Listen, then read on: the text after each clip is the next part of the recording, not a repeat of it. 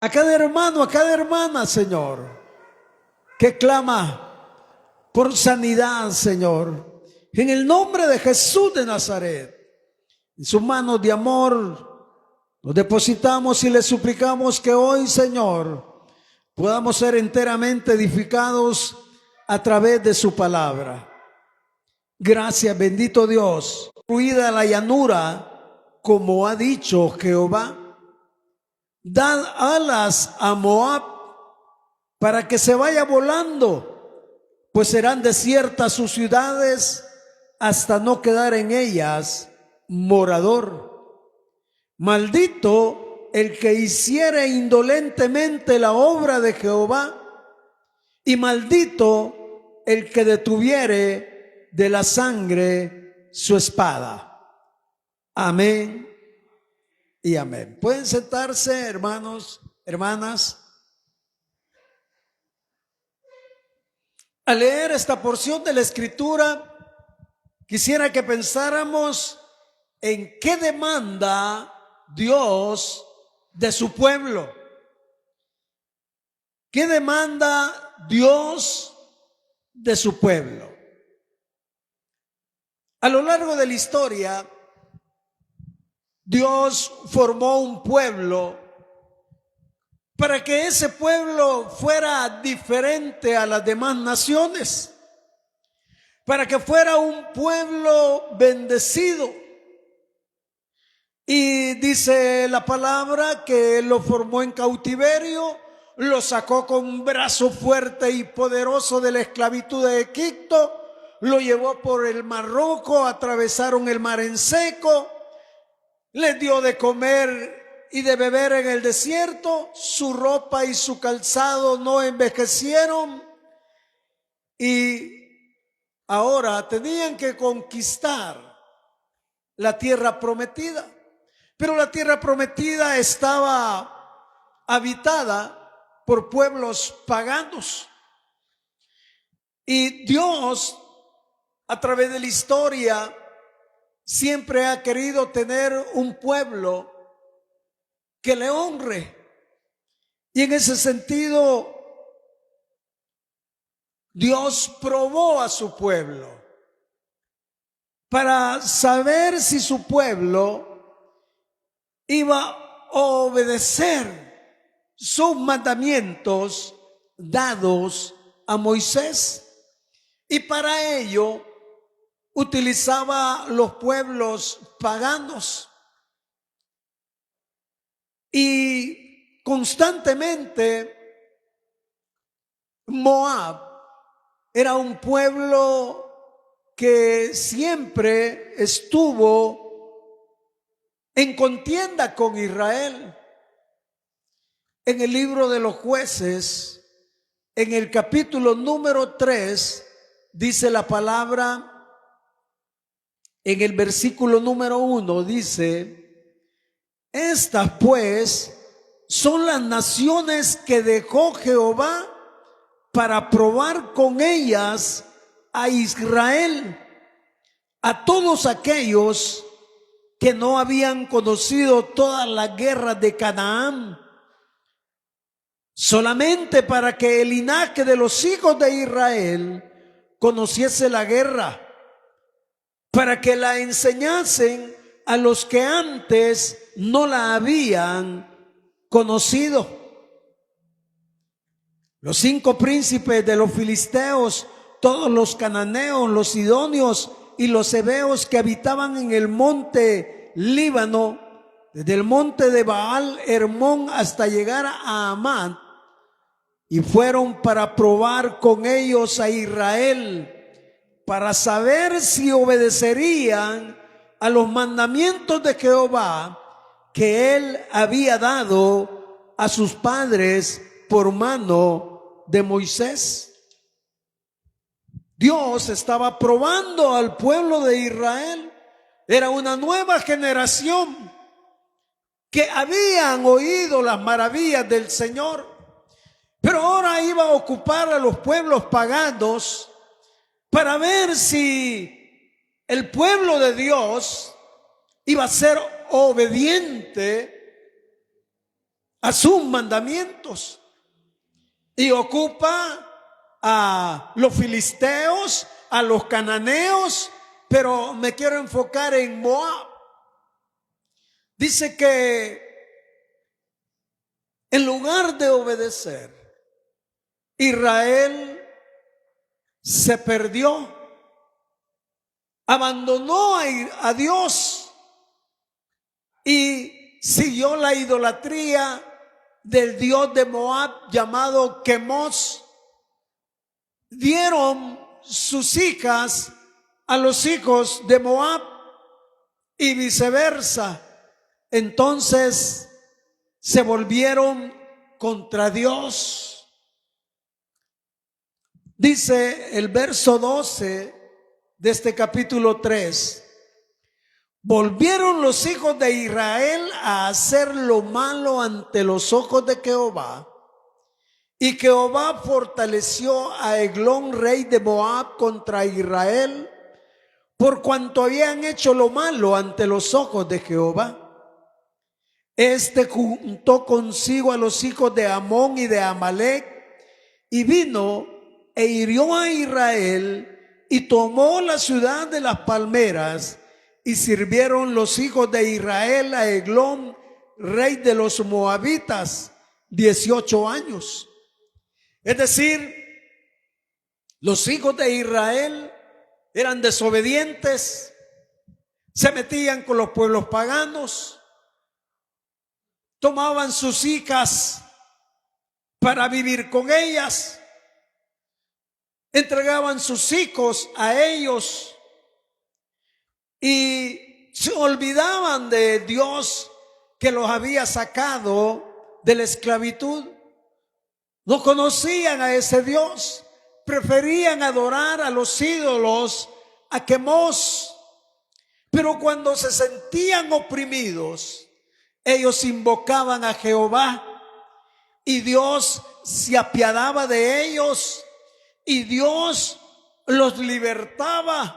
Pero ellos volvían a hacer lo malo y volvían a caer en oprobio y volvía Dios a libertarlos, pero era un ciclo repetitivo. Era un ciclo donde vivían de manera desordenada. Dice el verso 28 de este libro de Jueces, capítulo 3.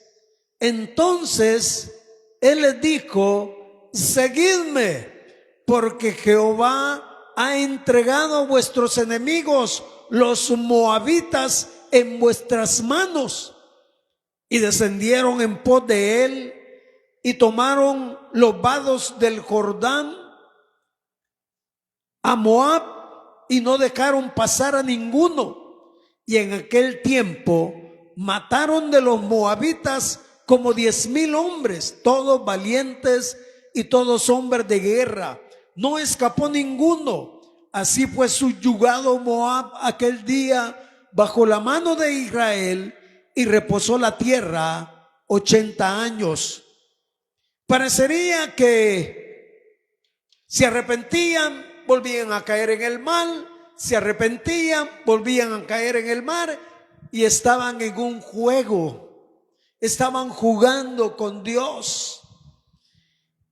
Los moabitas, como los filisteos, como los edomitas, como los heteos, como todos los pueblos paganos, ahora iban a recibir un juicio de parte de Dios a causa de haber sido oprobio para Israel.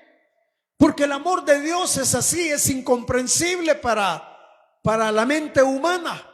No logramos comprender el amor de Dios siendo un pueblo desobediente, un pueblo que no comprendía, un pueblo de dura cerviz. Ahora Dios, a través del profeta Jeremías, empieza a establecer un juicio a las naciones paganas. Y en este capítulo 48, Dios establece un juicio para Moab. Y leímos el versículo 6, dice: huid, salvad vuestra vida y sed como retama en el desierto. Le está diciendo que huya los moabitas y que sean como una planta del desierto. Luego dice, pues por cuanto confiaste en tus bienes y en tus tesoros, tú también serás tomada, y Quemos, el Dios de ellos, será llevado en cautiverio, sus sacerdotes y sus príncipes juntamente, y vendrá destruidor a cada una de las ciudades, y ninguna ciudad escapará. Se arruinará también el valle, y será destruida la llanura, como ha dicho Jehová. Dad alas a Moab para que se vaya volando, pues serán desiertas sus ciudades hasta no quedar en ellas moradores. Y aquí viene la voluntad de Dios. ¿Qué es lo que demanda Dios de su pueblo? Y dice el verso 10, maldito el que hiciere indolentemente la obra de Jehová, y maldito el que detuviere la sangre, de la sangre su espada. ¿Qué es lo que nos está queriendo decir este verso? La idea es que aquellos que son llamados a ser instrumento de Dios para castigar a Moab iban a recibir bendición si hacían su trabajo con integridad y con valentía. Si hacían su trabajo con integridad y con valentía, iban a recibir bendición. Pero si hacían su trabajo con indolencia, con temor, con cobardía, iban a recibir maldición de parte de Dios. Ya Dios les estaba dando la victoria, pero su pueblo tenía que ser un instrumento en sus manos. Los que son llamados por Dios para ser instrumento en sus manos iban a recibir bendición si hacían la obra que Dios les encomendaba de manera íntegra y valiente. Quiere decir que Dios estaba demandando que tuvieran carácter, porque la integridad es un valor del reino de Dios que tiene responsabilidad personal. Estaba diciendo que tenían que actuar con honestidad, con sinceridad, con pureza, porque ya dijimos que ellos habían creado un lazo entre los hijos de Moab y sus hijas. Habían intercambiado. Quiere decir que había conflicto de intereses, y ahora les mandaba a que fueran y aniquilaran a Moab. Entonces cualquiera humanamente podría decir, hey, pero ahí está, en Moab está mi yerno, está mi nuera, no puedo actuar contra ellos. Pero ahora Dios estaba demandando que aquellos que iban a ser instrumento en sus manos para hacer la obra que Él les encomendaba, debían de ser hombres de carácter, es decir, hombres íntegros, que fueran honestos, que fueran sinceros, que fueran puros, pero de igual manera que fueran valientes.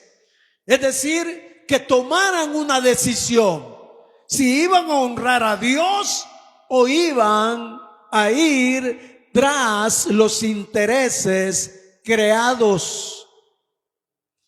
Que tomaran una decisión, que tomaran una iniciativa y que fueran intrépidos. Por eso dice la palabra Dice: y maldito el que detuviere de la sangre su espada. Tenían que ser intrépidos. Dios mandaba que aniquilaran a Moab. Moab, mejor toma alas y vete, porque tus ciudades quedarán desoladas.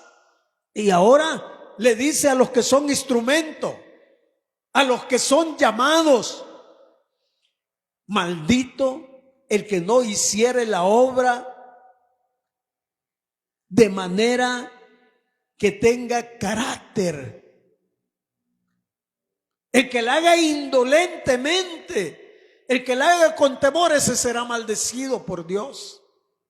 Pero el que la haga con integridad y con valentía, ese será bendecido.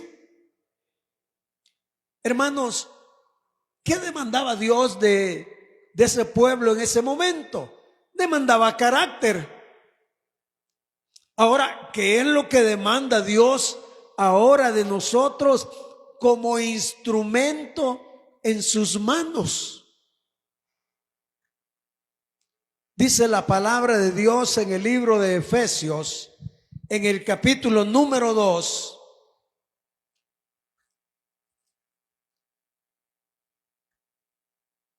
versículo número 10, dice la Escritura: porque somos hechura suya, creados en Cristo Jesús para buenas obras, las cuales Dios preparó de antemano para que anduviésemos en ellas. Es decir, Dios nos eligió. Estábamos en un mercado de esclavitud llamada pecado, y de ahí el Señor nos rescata, nos redime, nos libera, nos hace libres. Ahora somos instrumento en sus manos, y ahora dice que en Cristo ha preparado obras para que nosotros andemos en ellas. Pero ¿por qué Dios está interesado que su pueblo ande en las obras que Él ha preparado de antemano? ¿Qué demanda Dios de nosotros? Ya vimos en el libro de Jeremías que en ese momento demandó de Israel obediencia y carácter. Ahora, ¿qué demanda de nosotros? También nos ha liberado de la esclavitud como los liberó a ellos. Y ahora dice que somos hechura, creados en Cristo para buenas obras, las cuales Dios preparó de antemano para que anduviésemos en ellas. Eso es lo que dice Efesios. Pero esas obras las tenemos que desarrollar acá en la tierra, porque cuando estemos en su presencia va a haber un tribunal donde nos van a juzgar por las obras que hicimos, buenas o malas. Allá decía maldición o bendición. Aquí dice por las cosas que hayamos hecho, buenas o malas. Segunda de Corintios, capítulo número 5, dice la palabra de Dios,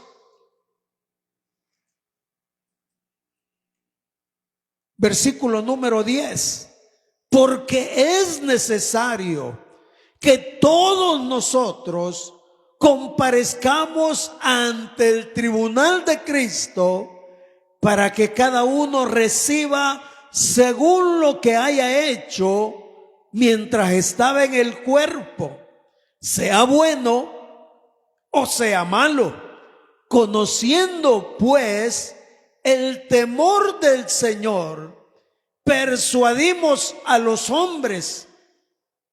pero a Dios le es manifiesto lo que somos, y espero que también lo sea a vuestras conciencias. Aquí está apelando al carácter, porque dice la palabra, conociendo pues el temor del Señor, persuadimos a los hombres. Yo puedo persuadir a los hombres. Yo puedo presentar un aspecto de piedad. Yo puedo presentar ante los hombres que soy bueno, que hago todo lo correcto. Puedo persuadir al hombre. Pero, dice la palabra, a Dios le es manifiesto lo que somos. Es decir, Dios no puede ser burlado. Dios me conoce. Yo puedo persuadir al hombre, pero a Dios no lo puedo persuadir. Él me conoce. Y entonces dice la palabra, y espero que también lo sea a vuestra conciencia. Si tu conciencia no te reprocha, dice la palabra, mayor es Dios, porque nuestra conciencia, cuando está caracterizada por el pecado, cuando el pecado ha invadido nuestro ser, nuestra conciencia puede quedar inmutable.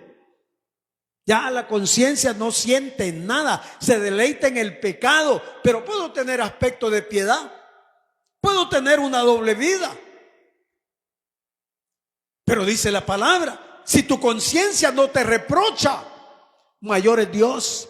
Quiere decir que delante de Dios todas las cosas están desnudas. Y en ese sentido es que vamos a ser juzgados en el tribunal de Cristo por lo que hayamos hecho cuando estábamos en el cuerpo, sea bueno o sea malo. Ahora, ¿qué es lo que va a ser juzgado? Las obras.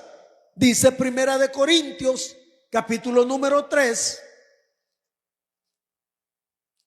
Dice la palabra, versículo número 11. Porque nadie puede poner otro fundamento que el que está puesto, el cual es Jesucristo.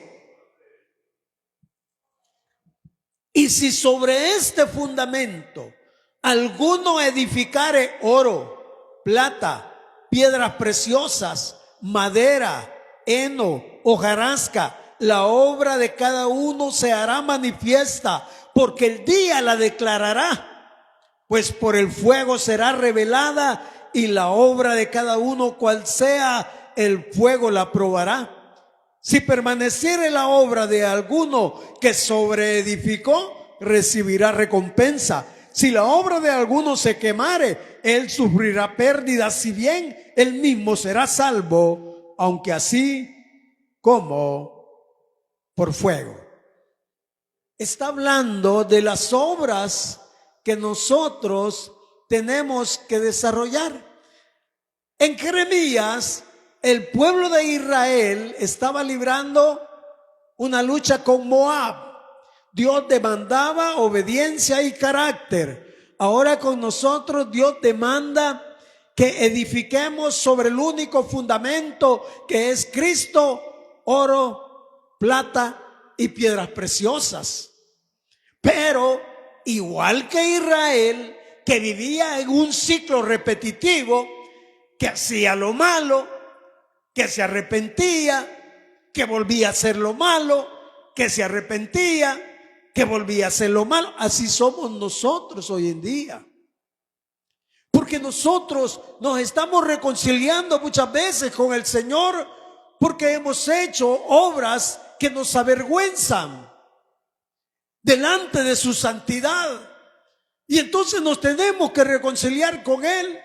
Y nos perdona el Señor y volvemos a fallar y nos vuelve a perdonar y volvemos a fallar y se vuelve un ciclo repetitivo. Entonces, ¿qué demanda Dios de su pueblo?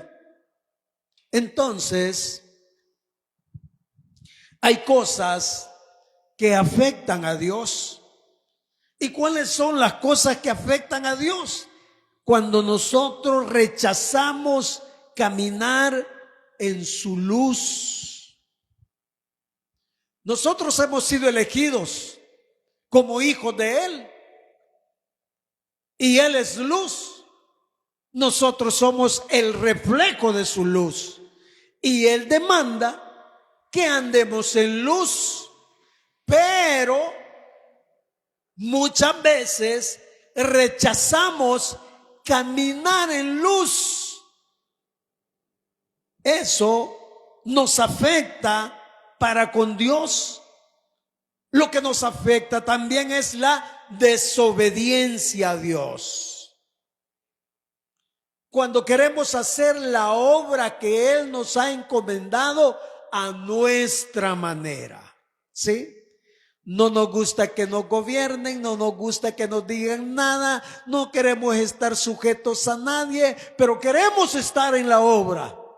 Es decir, queremos, voy a poner un ejemplo, ser líderes, pero no queremos que haya una autoridad sobre nosotros. Entonces, eso nos afecta para con Dios.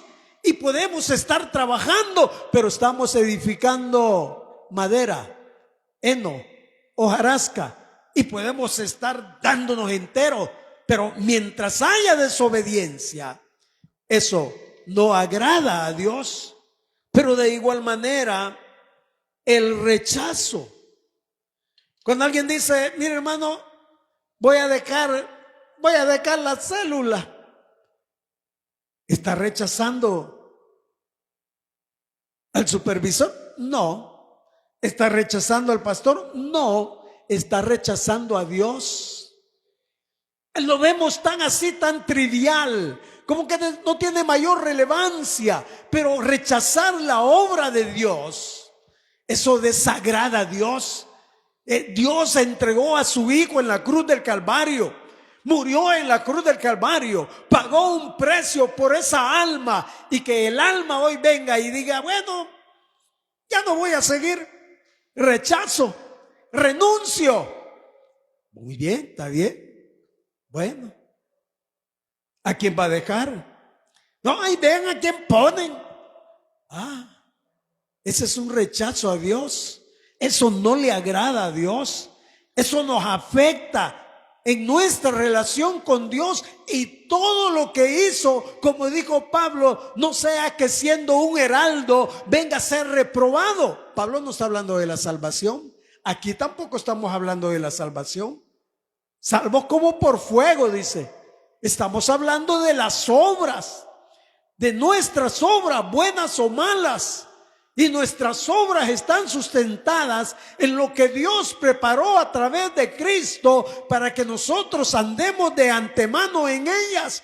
¿Y cuáles son las obras que Dios ha preparado? La obra de las buenas nuevas de salvación. No hay otra obra.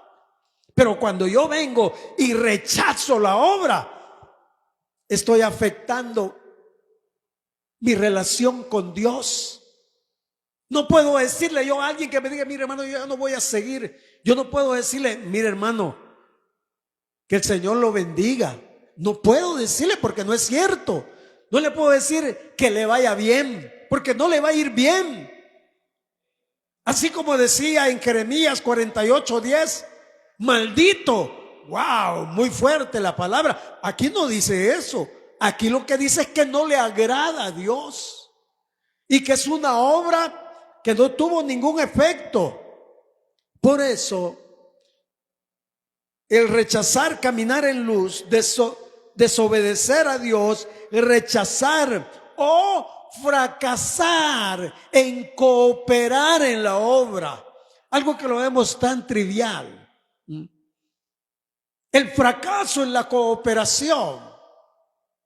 ¿Cómo puedo ver eso?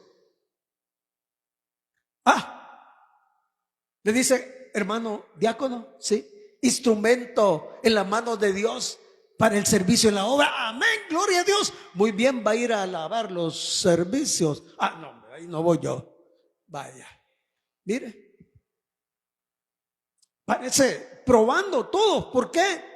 Porque dice Primera de Pedro, capítulo 1, versículo 7, que nuestra fe es probada como el oro, que es metal, es probado. Así nuestra fe. Pongo un ejemplo sencillo, pero puede haber otro. Una prueba. No vino una enfermedad, pero tengo que servirle al Señor. Pero no, ya estoy enfermo. Estamos siendo probados para ver cuál es nuestro carácter. Si solo le servimos al Señor cuando estamos bien, cuando nuestra cuenta bancaria está bien, cuando nuestro matrimonio está bien, cuando nuestras relaciones interpersonales están bien, pero cuando todo se empieza a poner gris, entonces me olvido del Señor y ya no le sirvo. Eso dice que no pasa la prueba de fuego. Y entonces esa obra se volvió heno, hojarasca. No agradó al Señor, eso no sirvió. Pero de igual manera, hermanos, las dos grandes maneras en que nosotros somos probados es en honrar a Dios y al prójimo, porque esos son los dos grandes mandamientos. Amarás a Jehová tu Dios con todo tu corazón, con toda tu alma, con toda tu fuerza, y a tu prójimo como a ti mismo. Entonces ya vimos lo que nos afecta con Dios. He puesto unos ejemplos, pero de igual manera, ¿qué nos afecta en la relación interpersonal con nuestro prójimo?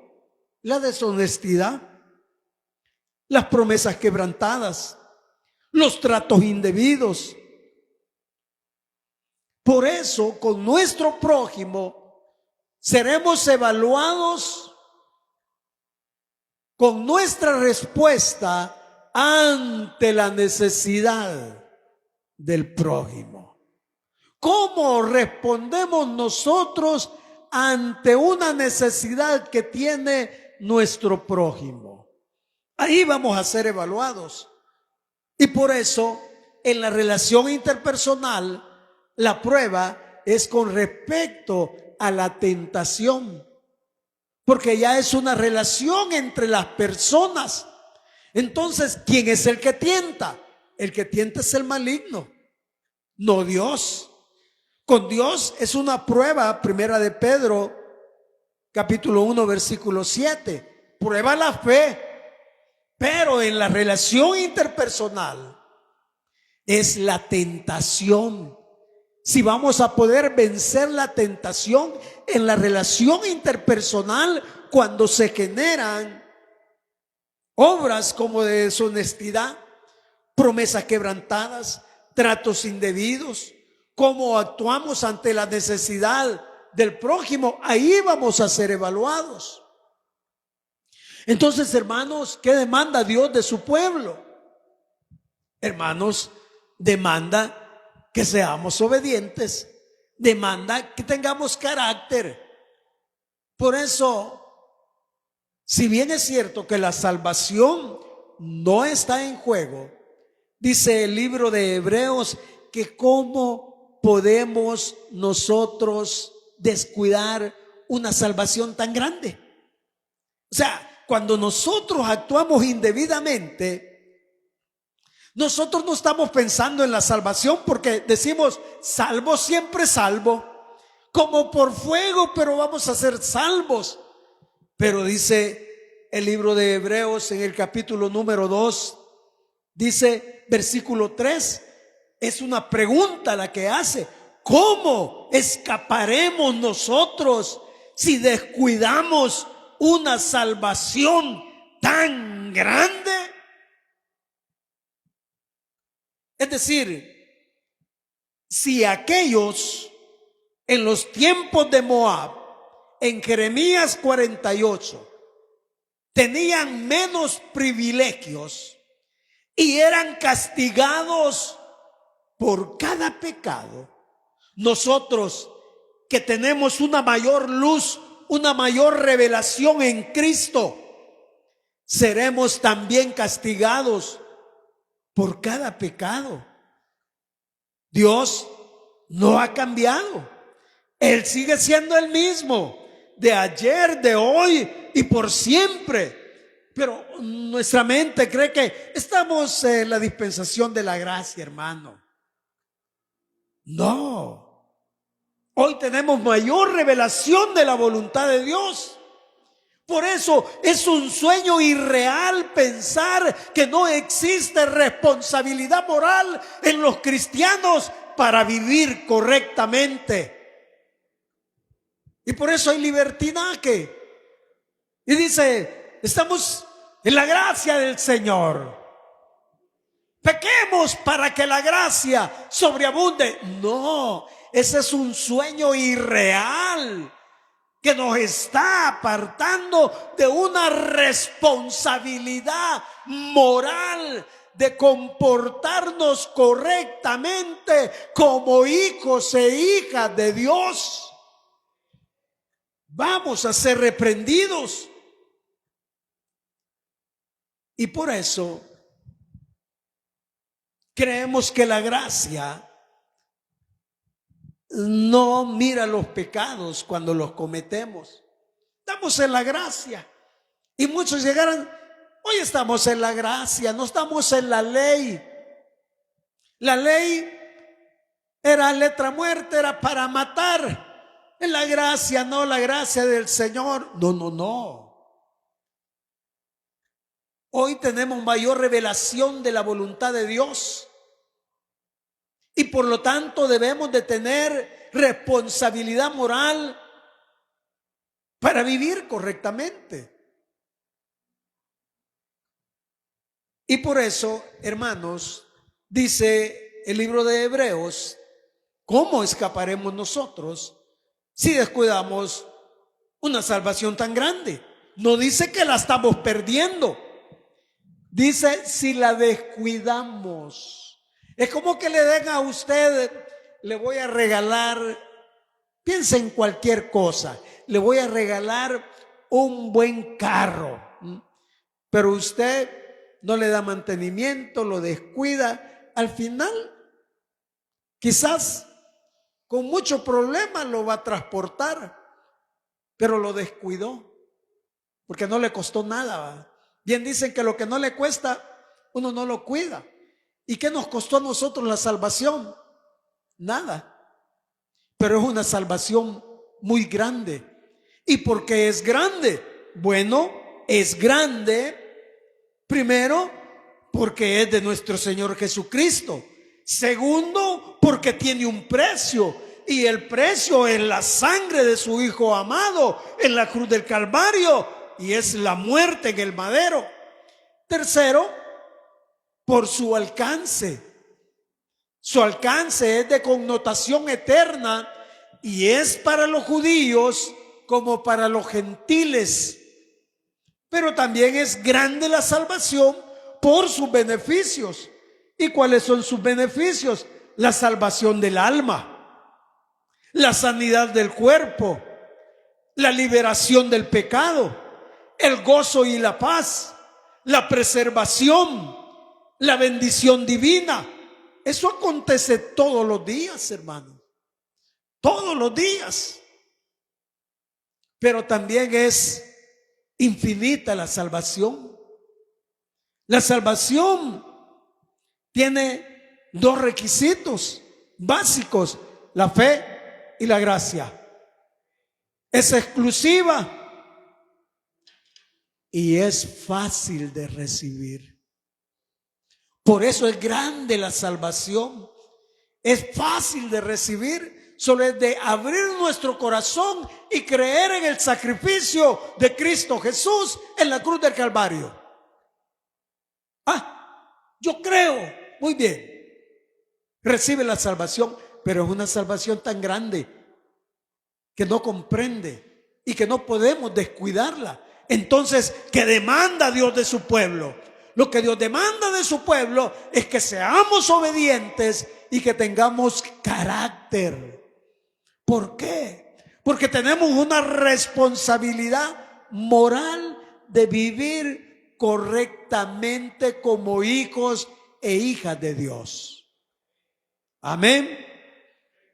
haciendo buenas obras, sirviéndole al Señor. Y el servicio al Señor demanda cómo actúo ante la necesidad del prójimo.